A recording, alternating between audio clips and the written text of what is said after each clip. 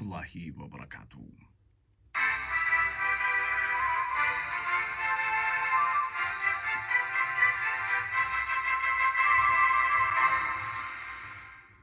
یہ اردو ریڈیو قطر FM 107 ہے۔ اب آپ عبید طاہر سے آج کا پہلا نشریہ سماعت کیجیے۔ ابتدا میں پیش خدمت ہیں اس وقت کی اہم سرخیاں۔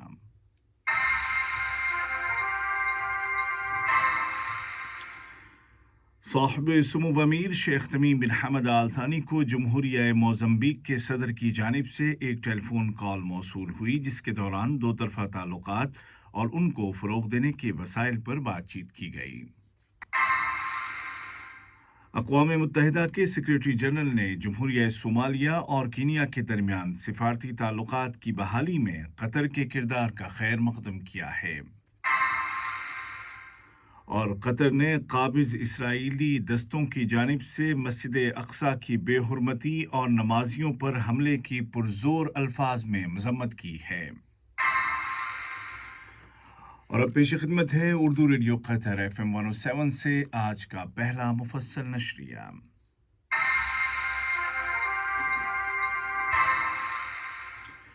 بسم اللہ الرحمن الرحیم۔ صاحب سمو امیر شیخ تمیم بن حمد آل ثانی کو جمہوریہ موزمبیق کے صدر جناب فلپ جیسنتو نیوسی کی جانب سے ایک ٹیلی فون کال موصول ہوئی، جس کے دوران دونوں ملکوں کے آپسی تعلقات اور ان کو مستحکم کرنے کے ذرائع کے علاوہ مشترکہ دلچسپی کے متعدد امور زیر بحث آئے۔ قطر دنیا بھر میں امن کے قیام کے لیے کوشاں رہتا ہے، اور اسی کی کوششوں کا نتیجہ ہے کہ جمہوریہ صومالیہ اور کینیا کے درمیان سفارتی تعلقات بحال ہو گئے ہیں۔ قطر کی ثالثی نے نیروبی اور مقدیشو کے درمیان تعلقات میں رکاوٹ بننے والے تمام عوامل کو ختم کر دیا ہے اور دونوں ملکوں کے درمیان تعلقات کی بحالی میں بنیادی کردار ادا کیا، جس کے بعد صاحب سمو امیر شیخ تمیم بن حمد آل ثانی نے جمہوریہ صومالیہ کے صدر جناب محمد عبداللہ فرماجو اور کینیا کے صدر جناب اوہورو کینیاتا کو ان کے دانشمندانہ اور جرات مندانہ فیصلے پر مبارکباد پیش کی۔ ادھر اقوام متحدہ کے سیکریٹری جنرل جناب انتونیو گوتریش نے کینیا اور صومالیہ کے مابین سفارتی تعلقات کی بحالی میں قطر کے کردار کا خیر مقدم کیا ہے۔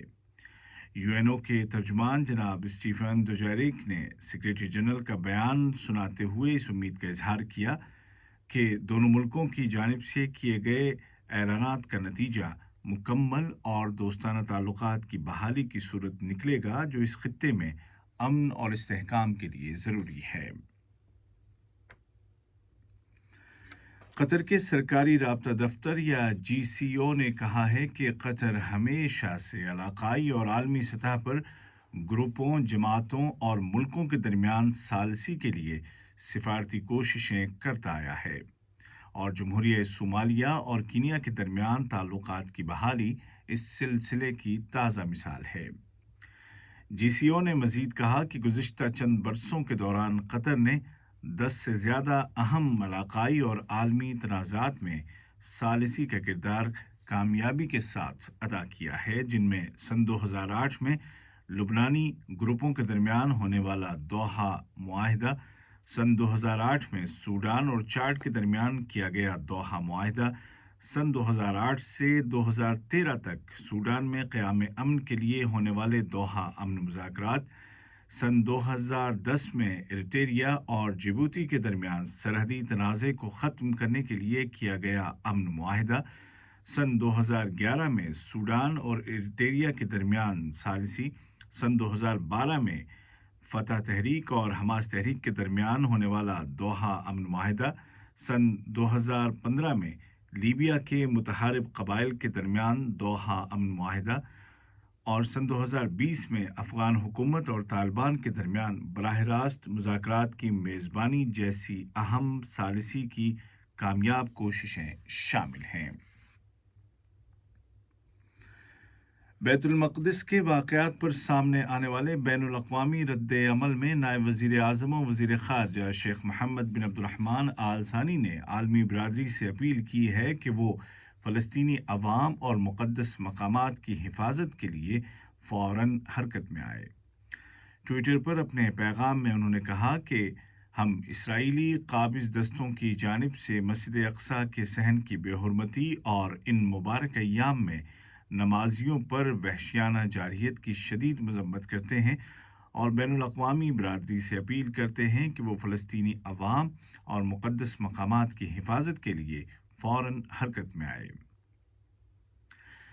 रियासत कतर ने एक बयान में इसराइली काबिज़ दस्तों की जानिब से मस्जिद अक़सा की बेहुरमती और नमाजियों पर हमले की पुरज़ोर मज़म्मत करते हुए कहा है कि इससे दुनिया के करोड़ों मुसलमानों के जज्बात को भड़काया गया है और ये इंसानी हुकूक़ और बैनुल-अक़वामी दस्तावेज़ात की खुली खिलाफ वर्जी है।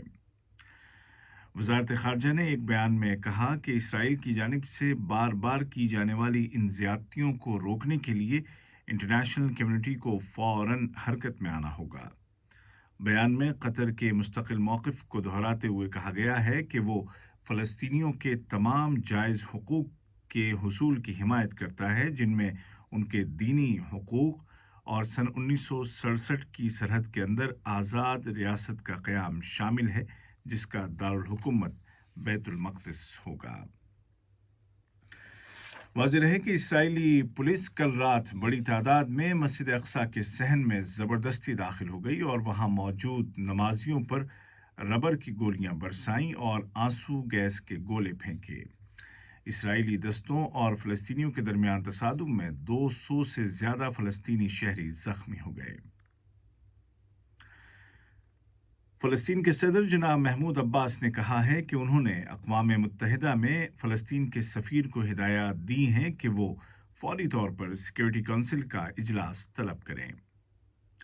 दूसरी जानिब हमास तहरीक के सियासी दफ्तर के सरबराह जनाब इस्माइल हनिया ने कहा है कि उन्होंने मुतअद्दिद अरब और इस्लामी मुल्कों के रहनुमाओं के साथ बातचीत की है। उन्होंने इसराइल के साथ ताल्लुकात बहाल करने वाले मुल्कों से मुतालबा किया कि वो इन मुआहिदों को ख़त्म करें और इसराइल में अपने सिफारत खानों को बंद कर दें। ये खबरें आप उर्दू रेडियो कतर FM 107 से सुन रहे हैं। कतर की वजारत सेहत ने ऐलान किया है कि कल मुल्क में कोरोना वायरस के 600 नए केस दर्ज किए गए, जबकि मजीद 1217 कन्फर्म पेशेंट सेहतयाब हो गए और इस तरह कतर में इस बीमारी से रिकवर होने वालों की कुल तादाद बढ़कर 1,99,444 हो गई है। इस दौरान 3 अफराद जिंदगी की जंग हार गए। दूसरी जानिब वैक्सीनेशन के नेशनल प्रोग्राम के तहत अब तक तकरीबन 17,35,000 डोज दिए जा चुके हैं और गुज़िश्ता 24 घंटों के दौरान 30,000 से ज़्यादा डोज दिए गए हैं।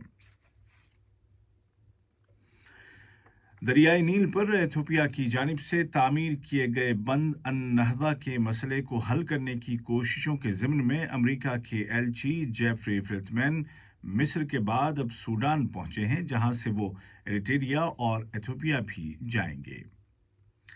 अल-खर्तूम में अमरीकी सिफारतकार सूडानी अहलकारों के साथ अन-नहदा सद के अलावा एरिट्रिया के साथ सूडान के सरहदी तनाज़े पर भी बातचीत करेंगे। उन्होंने कहा कि अमरीका इन हसास मामलों को हल करने में संजीदा है, क्योंकि ये मसाइल इस खित्ते के लिए इंतहाई अहम हैं और इनका जामे और मुनसिफाना हल ज़रूरी है। ऑस्ट्रिया के दारुल हुकूमत वियना में ईरान के एटमी प्रोग्राम के मुतालिक जारी मुज़ाकरात का चौथा दौर हुआ है और ईरान और अमेरिका दोनों ने इशारे दिए हैं कि सन 2015 में किए गए एटमी मुआहदे को जिंदा करने के लिए वो किसी समझौते तक पहुंचने वाले हैं। अमेरिकी सदर जो बाइडेन ने कहा है कि ईरान मुज़ाकरात में संजीदा है, अलबत्ता उन्होंने ये वाज़ेह नहीं किया कि किस हद तक। उधर व्हाइट हाउस ने कहा है कि ईरान की जानिब से एटमी मुआहदे की दोबारा पाबंदी की सूरत में उस पर लगाई गई पाबंदियां उठाने का इम्कान है। आज का पहला नशरिया ख़त्म होने से कबल इस वक्त की अहम सुर्खियां एक मरतबा फिर सुन लीजिए।